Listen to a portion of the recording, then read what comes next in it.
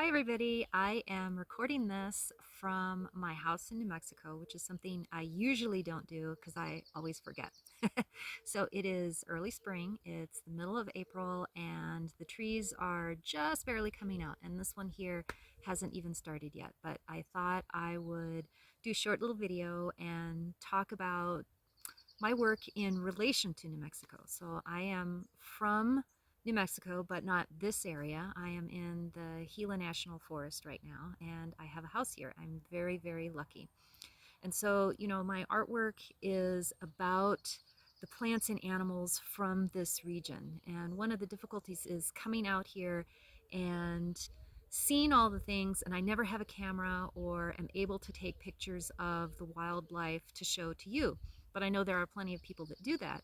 And so one of the big things is, talking about your inspiration. And I guess for me, it's this area here.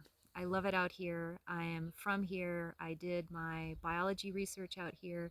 And one of the sad things is that people just don't understand the diversity of plants and animals that are from this area.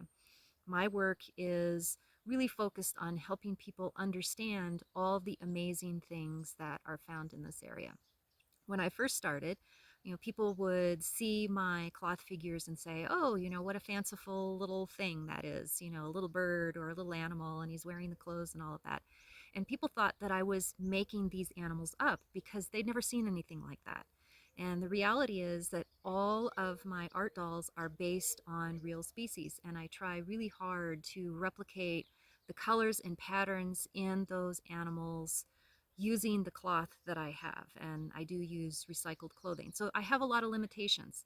I can't do a perfect job, and yes, it is kind of maybe a strange thing to do to make art dolls based on birds and animals that people may not know or understand, but it's something that I enjoy, and I have been working really hard to progress on to the next stage, which is using those dolls, those cloth figures, as models for graphic novels. But in the meantime, I thought I would just do a little video in the field. One of the things that is really impressive to me every time I come out here, because I live part-time in Illinois and part-time out here, is this incredible blue sky. It's just beautiful. There's nothing like it. It's partly because the air is so dry, and partly because most of New Mexico is relatively high elevation. So right here, I'm about 5,000 feet. And so because you're higher up and there's less water in the air, there's nothing getting in the way of that gorgeous blue sky. And one of the things that I really like is that when it's a cloudy day, big puffy clouds, the clouds look like they are just right there, that you could just reach up and touch them. So the sky is wonderful, and it's great because you can see the birds flying around. We have a lot of birds in this area. This is a little canyon. There's a stream not too far away here. So this is what's considered a riparian zone, which means that the area around us is very desert-like. We're kind of a pinon juniper grassland area here, and then we have very high mountains close by. And wherever there's water, you tend to get a lot of wildlife concentrated. So we have a lot of birds here, and you may be able to hear all the birds singing. We have gazillions of different kinds of birds. And one of the most common is the ring-necked dove, which is that sort of hoo-hoo, hoo-hoo that you might be hearing. And then they also have this irritating call. It's kind of like a and I hate it. They drive me nuts. I cannot stand it. I know that's not a very nice thing to say, but there it is.